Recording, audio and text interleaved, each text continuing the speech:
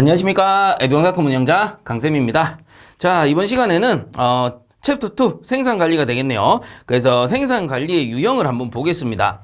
자, 생산관리의 개요가 나오고요. 갈로 1번에 보시면 생산관리의 정의라고 해서 나옵니다. 한번 읽어보면 생산 시스템을 설계하고 적절한 품질의 제품을 적기에 저가로 생산 및 공급할 수 있도록 이에 관련된 생산 과정이나 생산 활동 전체를 관리하는 것을 말 그대로 생산관리, 생산을 관리한다 이런 말이죠.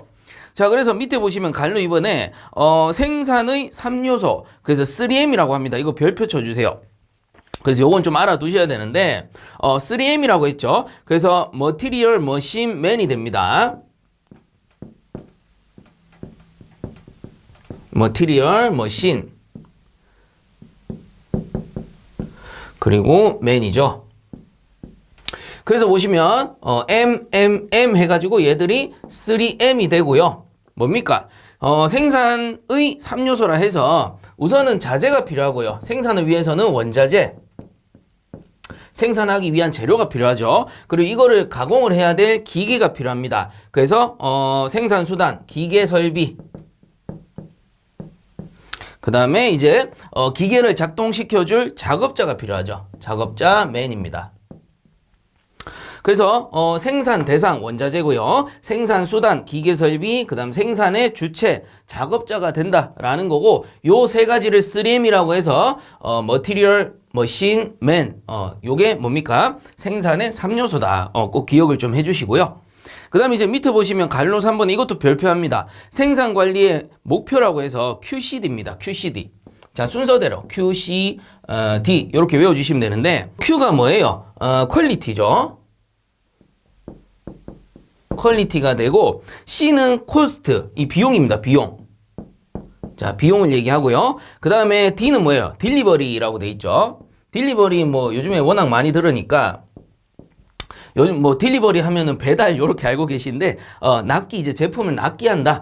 제품을 이제 출고한다. 요런 걸 얘기하는 겁니다. 그래서 퀄리티는 뭡니까? 품질이죠. 품질을 이야기하고 그 다음 코스트는 비용입니다. 그래서 여기서는 뭐 원가라 나오네요. 원가라 나오는데 그냥 비용으로 알아두셔도 돼요. 비용. 그 다음에 딜리버리, 납기가 되고요. 자, 그래서 요거 세 가지가 이 생산관리의 목표가 됩니다. 목표 외우실 때는 QCD로 외워주시면 되고 3M은 그냥 M이 3개니까 뭐예요? Material, Machine, Man이 된다. 이렇게 알아두시면 되겠죠. 자, 그 다음 넘어가도록 합시다. 자, 그 다음 갈로 4번에 보시면 생산관리의 일반 원칙이라고 해서 3S라는 게 나옵니다. 자, 그래서 3S. 자, 이거는 뭐냐 하면은 자, 종류만 알아두셔도 됩니다. 단순화, 표준화, 전문화예요. 자, 단순화, 표준화, 전문화가 되죠. 그래서 단순화라는 거는 심플리케이션, 그래서 S를 쓰고 표준화는 스탠다디제이션, 그래서 S를 쓰고 전문화는 스페셜, 특별하다 이런 거죠. 스페셜라이제이션, 그래서 S 이렇게 쓴다라는 겁니다. 그래서 심플, 스탠다드, 스페셜 이렇게 기억하시면 돼요. 그러므로 3S라고 한다라는 겁니다. 그래서 제가 이렇게 약자로서 정리를 해드리는 거는 다 뭐예요? 문제에 나올 수 있다라는 소리입니다. 그래서 뭐 문제에서 예를 들어 생산관리의 일반 원칙 중 3S에 해당하는 것은 하지 않는 것은 얘들을 얘기하는 거겠죠. 그래서 심플, 스탠다드, 스페셜 요 중에 이제 맞냐 틀렸냐 이런 문제가 나올 수 있고 아니면 요건 뭐였어요? 우리가 생산관리의 3요소였죠. 3요소 3M 중 맞는 것은 틀린 것은 Material, Machine, Man 그 중 뭐 아닌 것은 이렇게 나올 수 있고 그 다음에 생산관리의 목표 QCD라고 했습니다. 그래서 이 목표에 해당하는 것은 하지 않는 것은 이렇게 나올 수 있다라는 거죠. 그래서 퀄리티, 코스트, 딜리버리 이런 식으로 여러분들이 알아두실 필요가 있다라는 겁니다. 자, 그래서 다시 돌아와서 자, 이 생산관리의 일반 원칙 3S인데요. 그러면 얘들이 무엇을 나타내느냐? 자, 단순화부터 한번 봅시다. 기억해 보시면 작업 방법을 단순화해야 된다. 그래서 작업 방법의 단순화. 그로 인해서 작업자 숙련도에 따른 품질 향상을 기대할 수 있는 거고요. 그 다음에 재료 종류의 감소. 그래서 재료를 너무 많이 쓸 필요가 없는 거죠. 그래서 꼭 필요한 것만 써라. 그렇게 되면 어떻게 돼요? 창고 및 자재 관리가 쉽고 자재의 절약 효과를 볼 수 있다라는 겁니다. 그래서 최대한 생산 설비를 단순화할 필요가 있다라는 거고, 그 다음에 표준화 같은 경우에는 과학적 연구 결과 정당하다고 인정되는 표준을 설정하고 그것을 유지한다는 원칙으로 물적 표준화, 관리 표준화, 작업 표준화로 구분한다라는 거죠. 그래서 표준화 시켜놓으면은 유통되기도 쉬워요. 그래서 국제 표준에 맞춰버리면은 우리가 무역하기도 좋은 거죠. 해외 팔 때 그 기준을 통과하기가 쉬운 거니까. 자, 이런 식으로 표준화 해놓을수록 우리가 나중에 납품을 했을 때 좀 더 큰 효과를 볼 수 있다라는 거고요. 그 다음에 이제 전문화 같은 경우는 뭐 더 말할 것도 없는데 기획의 품질 향상과 생산 능력이 증대될 수 있고요. 그 다음 니은에 보시면 종업원의 숙련도를 높이고 높은 기술을 기할 수 있다라는 겁니다. 뭐지 보면 당연한 소리들이고요. 어쨌든 요 종류는 꼭 알아두셔야 된다라는 겁니다. 그래서 종류가 일단은 중요한 겁니다. 자, 그 다음 밑에 보시면 생산 형태의 분류라고 해서 나오는데 자, 일단 지우고 한번 보도록 합시다. 자, 이제 이번에 생산 형태의 분류 봅시다. 요거 일단 큰 타이틀부터 보시면요. 갈로 1번에 판매 형태에 따른 분류라고 나오고요. 그 다음 갈로 2번에 품종과 생산에 의한 분류라 나오고, 그 다음 넘어가 보시면 갈로 3번에 작업 연속성에 의한 분류라 나오고, 그 다음 갈로 4번에 생산량과 기간에 의한 분류 뭐 이렇게 나올 겁니다. 자, 그래서 얘들을 쉽게 정리를 좀 해드릴 거예요. 그래서 앞 페이지로 돌아와서 제가 A와 B 항목으로 정리를 좀 해보겠습니다. 자, 그래서 생산 형태의 분류에 갈로 1번에 보시면 판매 형태에 따른 분류라고 나와 있습니다. 그래서 이 판매 형태에 따른 분류는 주문 생산과 계획 또는 예측 생산이 있어요. 자, 이때 주문 생산이 A에 해당하고요. 그 다음에 계획 또는 예측 생산이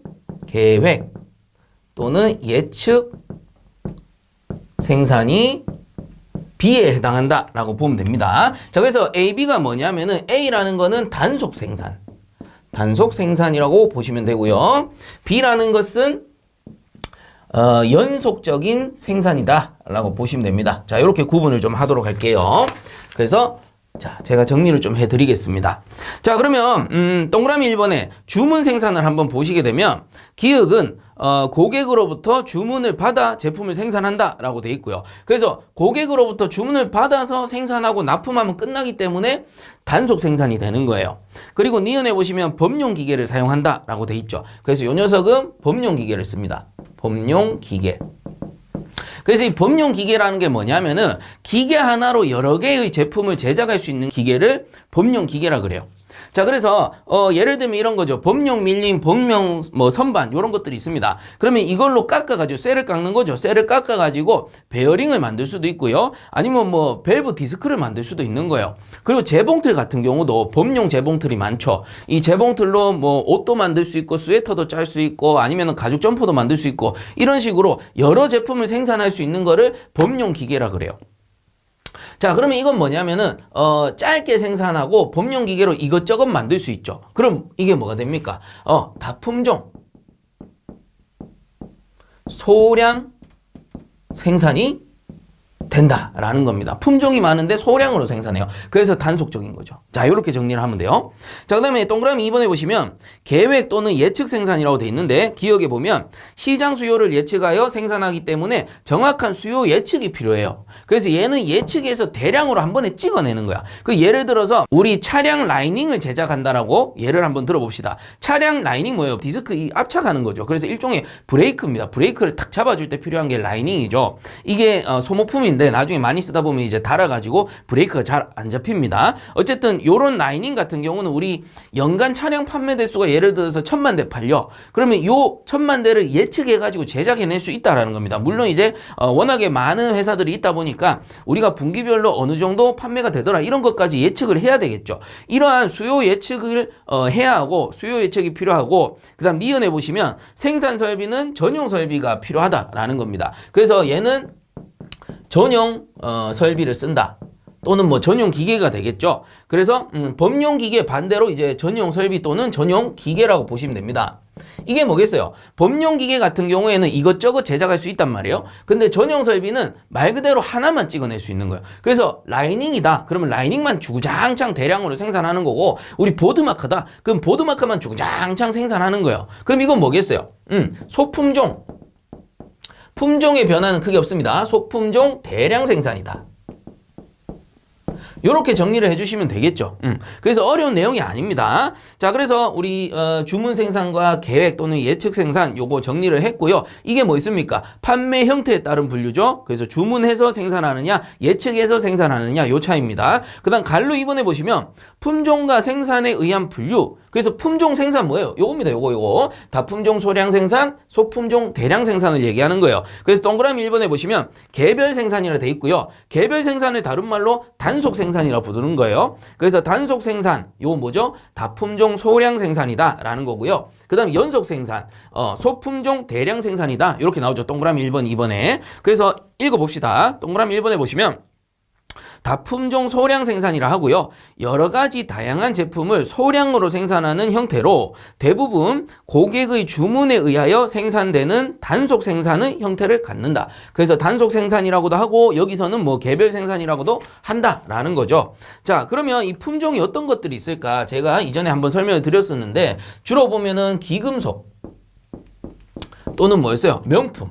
요런 것들을 생산하게 된다라고 했죠. 그래서 주문 받아가지고 우리 예물, 반지, 목걸이 이런 것들은 해봐야 뭐 한 세트, 두 세트 요 정도 소량으로 주문을 넣기 때문에 소량으로 주문 넣고 단속적으로 생산하고 끝내는 거죠. 명품도, 명품백도 마찬가지고. 자, 그래서 밑에 기역, 니은 봅시다. 기역에 보시면 생산 설비는 법령 기계를 사용한다. 여기 있죠. 법령 기계. 그래서 뭐 기금속도 반지 만들 수도 있고 목걸이 만들 수도 있는 거예요. 그 기계 하나로. 이 명품 같은 경우도 명품 백이라고 쳤을 때 재봉틀 하나 가지고 명품 백도 만들 수 있고 명품 옷도 만들 수 있고 이렇게 다 할 수 있잖아요. 자, 그런 형태다라는 거고. 그 다음 니은에 보시면 제품 생산의 변동의 탄력성이 높다. 그래서 조금 생산하니까 하다가 취소되면 야 스톱해 이렇게 할 수 있는 거예요. 그래서 탄력성이 높고요. 그 다음에 이제 연속 생산으로 넘어갑시다. 동그라미 2번에 보시면 연속 생산, 다른 말로는 소품종 대량 생산이라 하고요. 자, 읽어보면은 몇 가지 동일 제품을 생산하기 위하여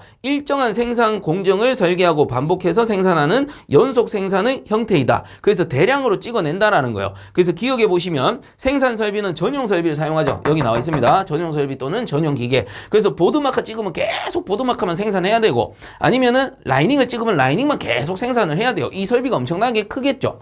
그래서 전용 설비를 쓰게 되고요. 니은에 보시면 제품 단위당 생산비는 비교적 낮다. 왜? 대량으로 생산하니까. 소품종 대량 생산이니까 우리 뭐 보드마카만 생각하더라도 물론 이제 보드마카 색깔은 다를 수 있지만 요 제품 자체는 형태는 똑같단 말이에요. 그래서 쫙 똑같이 찍어내고 색칠하고 안쪽에 잉크만 바꾸면 되기 때문에 소품종 대량 생산이 가능합니다. 그래서 요런 거는 어때요? 많이 찍어내다 보니까 제품 단위당 요 한 개당, 단위라 하면 한 개입니다. 요 한 개당 생산비가 비교적 낮은 편이다 라는 거겠죠. 자, 요렇게 정리를 좀 해주시면 됩니다. 그 다음에 한번 넘어가 봅시다. 자, 그래서 이제 갈로 3번에 보시면 작업의 연속성에 의한 분류라고 해서 표가 하나 나옵니다. 이게 뭐냐면 방금 제가 정리해드린 요 내용이에요. 요걸 포괄적으로 정리해 놓은 겁니다. 그래서 여기 이제 작업 연속성이기 때문에 단속적으로 생산을 하느냐 아니면 연속적으로 생산을 하느냐 요거를 이제 비교한다라는 겁니다. 그래서 표에 보시면 특징의 생산 시기라 해서 자, 여기 단속 생산 같은 경우는 주문 생산이라 돼 있죠. 그래서 단속이기 때문에 주문 받아서 단속적으로 생산을 하는 거고요. 그 다음에 연속 생산 같은 경우에는 계획 또는 예측 생산이라 합니다. 그래서 수요를 예측해서 연속적으로 쫙 많이 생산하는 거죠. 자, 그리고 이제 품종과 생산량을 보게 되면 단속 생산 같은 경우는 다품종 소량 생산인 거고요. 그래야 단속적으로 끝나니까. 그 다음에 연속 생산 같은 경우에는 소품종 대량 생산입니다. 품종은 많지 않은데 많이 찍어내야 되는 거죠. 그래서 연속 생산을 하는 거고요. 그 다음에 단위당 생산 원가 같은 경우는 단위라는 건 뭐예요? 제품 하나하나의 가격입니다. 그래서 단위당 생산 원가 같은 경우에는 당연히 이게 명품 또는 기금속이니까 단속 생산인 경우에 이게 높다라는 겁니다. 그래서 생산 원가가 높고요. 그 다음에 연속 생산 같은 경우는 생산 원가가 낮아지겠죠. 보드마카를 뭐 1000개, 10,000개, 10만 개 찍어내더라도 요거 하나의 가격은 어떻게 돼요? 한 번에 많이 찍어내니까 이 가격이 싸다라는 겁니다. 그래서 단위당 이 생산 원가는 저렴하다. 그게 뭐죠? 연속 생산, 소품종 대량 생산에 해당된다라는 겁니다. 자, 그 다음에 이제 기계 설비 같은 경우에는 단속 생산 같은 경우는 범용 기계를 사용한다라고 했죠. 그래서 기금속 같으면 반지도 만들 수 있고 목걸이도 만들 수 있는 이러한 범용 기계를 사용하게 되는 거고 일반 목적용으로 사용을 한다라는 겁니다. 그 다음에 연속 생산 같은 경우에는 요거는 전용 설비를 사용한다라고 했어요. 그래서 전용 설비에 의해 특수 목적용으로 사용이 되는 겁니다. 그 말은 뭐예요? 특수하게 보드마카를 찍어내면 보드마카만 쫙 찍어내는 거고, 우리 자동차 라이닝을 생산하면 라이닝만 쫙 찍어낸다. 특수 목적용으로 전용 설비를 쓰게 된다. 요런 뜻이 되는 겁니다. 자, 그래서 이게 어찌 보면 뭐 외울 항목이 아니죠. 여러분들 어느 정도 의미만 아시면 자연스럽게 유추해 갈 수 있는 이해 부분입니다. 이해만 딱 하고 넘어가시면 되는 거예요. 자, 이제 밑에 갈로 4번 봅시다. 생산량과 기간에 의한 분류 이렇게 나오죠. 그래서 말 그대로 생산량이 어느 정도 되냐, 그 양을 생산하는데 기간은 어느 정도 걸리냐, 자, 이러한 분류라고 보시면 됩니다. 그래서 뭐 4가지 종류 정도가 나오는데 사실상 문제에서 크게 다루어지는 내용은 아니에요. 자, 그렇다 보니까 그냥 요 내용은 한번 쭉 읽어보고 어떤 거다 정도만 이해만 하고 넘어가도록 합시다. 자, 그래서 동그라미 1번에 보시면 프로젝트 생산 시스템 요런 게 나옵니다. 자, 그래서 프로젝트 생산이라는 게 나오는데, 자, 한번 읽어보시게 되면 교량, 댐, 도로 등과 같이 생산 규모가 큰 반면 생산 수량이 적고 장기간에 걸쳐 이루어진다라는 거죠. 그래서 생산 수량이 적고 장기간 요거 줄 거 주세요. 수량은 작은데 오랜 시간이 걸린다라는 거예요. 그래서 대표적으로 첫 번째 줄 나오잖아요. 교량이나 댐이나 도로를 지을 때 이런 프로젝트 생산 시스템을 이용하는 건데, 그래서 이 교량이나 댐만 딱 생각을 해보더라도 이거 사실상 엄청나게 대규모 공사잖아요. 그렇다 보니까 시의 승인도 받아야 되고, 뭐 원자재 어떤 거 쓸 건지 계획도 해야 되고, 공사 기간 어느 정도 걸릴 건지 계획해가지고 들어가는 거예요. 이러한 계획들을 다 뭐라 그래요? 프로젝트화 한다라는 겁니다. 그렇기 때문에 프로젝트 생산 시스템이라 부르는 거고요. 그러니 당연히 오랜 기간이 걸릴 수밖에 없죠. 그리고 이제 좀 쉽게 예를 들자면 우리 아파트 있죠. 아파트의 재건축 같은 경우도 프로젝트 생산 시스템의 일종입니다. 그래서 이 재건축을 할 때 뉴스 같은 데 보면 간혹 이런 얘기가 나올 겁니다. 뭐 PF 대출이 부실하니 어쩌니 뭐 이런 얘기가 경기가 안 좋거나 하면 간혹 뉴스에 나올 겁니다. 자, 그래서 이 PF라는 게 뭐냐면은 프로젝트 파이낸싱의 줄임말이에요. 그래서 PF, 프로젝트 파이낸싱. 이건 무슨 말이에요? 프로젝트 생산을 할 때 필요한 자금을 PF라고 불러요. 프로젝트 파이낸싱. 자, 그러면 이 PF라는 것은 우리 재건축을 한다 치면은 아파트를 허물고 나서 짓는 거잖아요. 그렇다 보니까 허물기 전에 기존에 있던 우리 집주인들 있죠? 집주인들한테 받은 돈도 있을 거고요. 아니면은 그걸로는 사실상 부족하죠. 부족하다 보니까 나머지는 어떻게 해요? 대출을 받는 거예요. 은행이라든가 금융사에서 대출을 받아서 이제 건축을 시작한단 말이에요. 근데 만약에 금리가 낮으면 괜찮아요. 금리가 낮으면 이 이자가 크지 않잖아요. 근데 경기 상황이 바뀌어가지고 금리가 계속 올라가게 되면 어떻게 돼요? 이자 돈이 계속 지급이 되는 거고 또 늘어난단 말이에요. 그렇다 보니까 원자재 값 상승과 같은 효과를 보는 거예요. 그럼 어떻게 돼? 건축주 입장에서 마진이 주니까 어떻게 하는 거예요? 이 사람들이 나중에 되면 분양가를 확 올려버립니다. 그러한 부작용이 있을 수 있다라는 거예요. 자, 물론 이제 분양가 상한제가 있으니까 뭐 크게 올리지 못하더라도 그러한 이제 부작용이 있고, 뭐 정 안 되면 이 건축주 입장에서는 나 안 되겠다, 배째라 이렇게 돼버리는 거죠.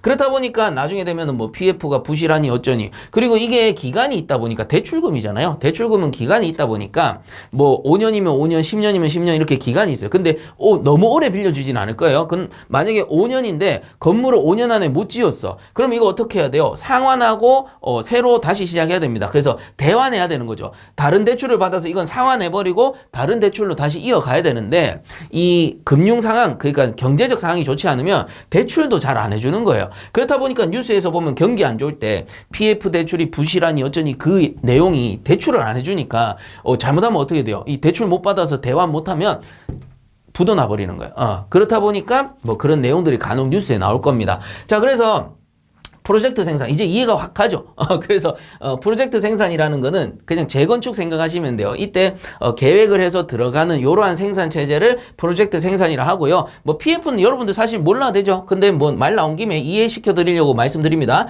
PF라는 게 프로젝트 생산에 필요한 자금을 어떤 식으로 융통하느냐, 그런 자금을 프로젝트 파이낸싱이라 한다, PF라 한다, 이렇게 부르는 거예요. 자, 그래서 특징 기억 니은 보시게 되면 기억에 보면 제품의 생산량이 매우 적고 다양성이 높다라는 겁니다. 그 왜 그래요?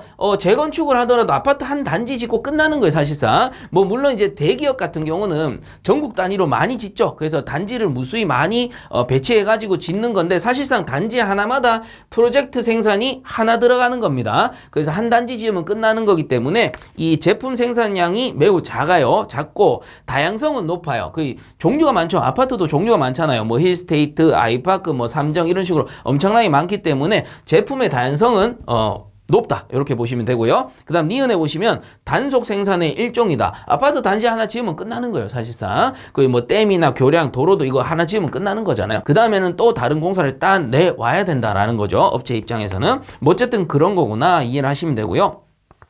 그 다음 동그라미 2번에 보시면 개별 생산이라고 해서 생산량이 소량이며 줄거 씁니다. 생산기간이 단기적인 부분, 그래서 생산기간은 단기적이다 이 뜻이에요. 부분은 프로젝트 생산과 구별이 되지만 생산 흐름 요거 줄거 주세요. 생산 흐름이 단속적인 부분은 같다라는 겁니다. 그래서 여기서 말하는 생산 흐름이라는 거는 원자재가 제품으로 가공되는 과정의 흐름을 나타내는 거예요. 그래서 원자재에서 이제 제품이 되기까지의 과정을 생산 흐름이라 하는데 이 흐름 자체는 프로젝트 생산과 비슷하다라는 뜻이에요. 그래서 기억해 보시면 프로젝트 생산에 비해 생산 기간이 단기적이면 이게 큰 차이점이죠.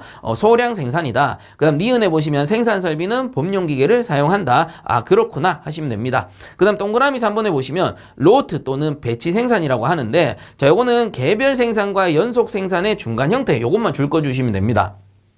그 다음 읽어보면 일정량을 반복적으로 생산하는 방법이고요. 기억해 보시면 개별 생산과 대량 생산의 중간 형태이다. 그리고 로트의 크기에 따라 설비 배치도 범용 설비에서 전용 설비화로 되는 경향이 있다. 뭐 이렇게 왔다 갔다 할 수 있다라는 뜻이네요. 자, 그 다음 4번에 보시면 대량 또는 연속 생산인데 우리 앞에서 배웠던 연속 생산 생각하시면 됩니다. 그래서 제품 단위당 생산 시간이 매우 짧고 이 대량 생산하니까 보드마카잖아요. 보드마카 대량 생산하는데 요 하나 만드는데 필요한 시간은 짧다라는 뜻이에요.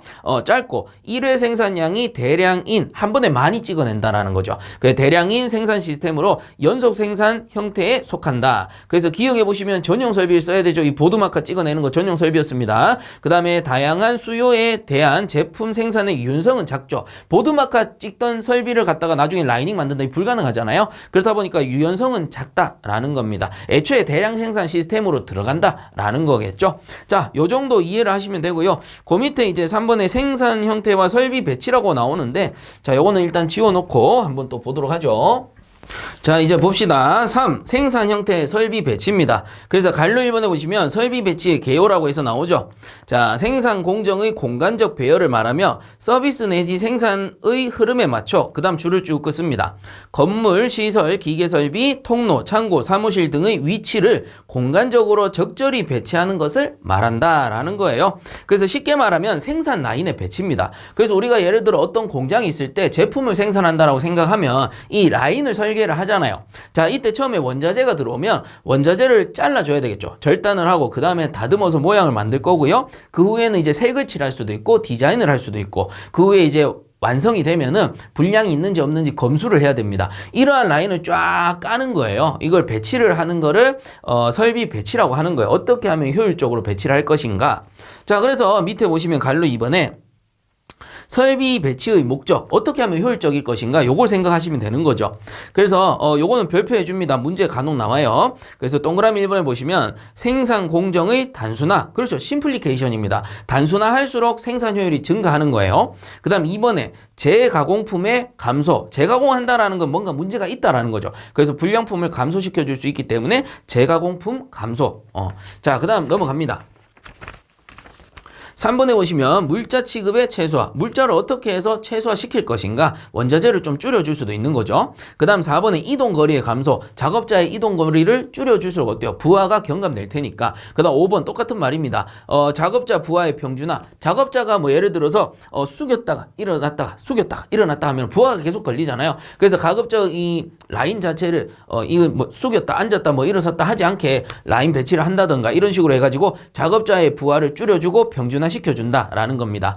그 다음 6번에 설비 투자의 최소화, 그리고 7번에 근로자의 편리와 만족, 8번에 작업 공간의 효율적 이용. 얘들은 뭐예요? 너무나 당연한 소리들이죠. 그래서 설비 배치를 효율적으로 함으로써 이러한 효과를 볼 수 있다라는 거예요. 그래서 이 내용들은 외울 게 없습니다. 여러분들이 이해를 하시면 되는 거예요. 이해를 하고 문제를 풀 때는 어때? 사지선다형이기 때문에 우리가 답을 찍어내는 거죠. 그래서 이해를 하시고 넘어가 주시면 된다라는 겁니다. 자, 그 다음 밑에 봅니다. 갈로 3번에 설비 배치의 유형이라고 해서, 자, 1번 제품 라인별 배치. 자, 읽어보면은 대량 생산 내지 연속 생산형에서 흔히 볼 수 있는 배치 형태이다. 뭐 이렇게 돼 있죠. 그래서 여러분들 요 동그라미 1번 제품 라인별 배치. 제품 라인별 배치라고 돼 있는데요. 요거 뒤에다가 하나 적어주세요. 전용 설비를 쓰고요.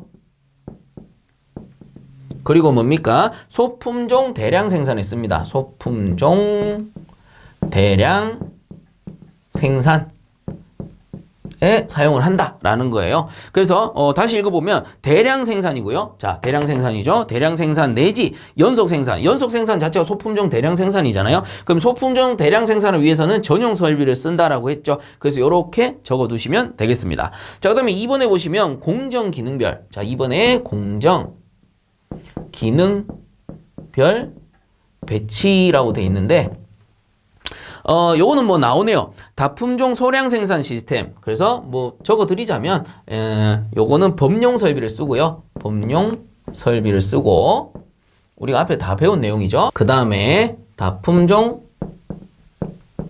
소량 생산용으로 사용을 한다라는 겁니다. 그래서 다품종 소량 생산 시스템에 알맞도록 범용 설비를 기능별로 배치하는 형태이다라는 거예요.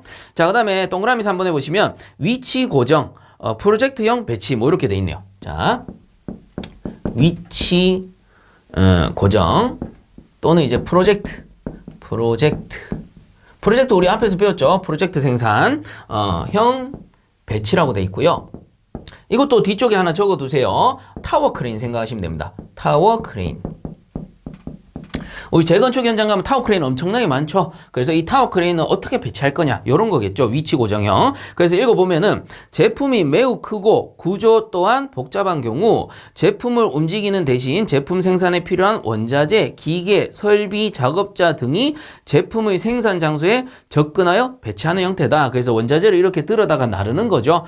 이러한 거를 우리는 위치 고정 또는 프로젝트형 배치를 한다. 타워 크레인 생각하시면 됩니다. 그 다음 4번에 보시면은 뭐 이제 혼합형 배치, 혼합형 배치라고 돼 있는데 뭐겠어요? 얘들 다 합쳐놓은 게 혼합형 배치다. 섞어 놓은 거예요. 합쳤다기보다는 섞어 놓은 건데, 그래서 제품별, 공정별, 위치 고정형 배치를 혼합한 배치 형태이다. 얘들을 혼합해서 쓸 수도 있다라는 거겠죠.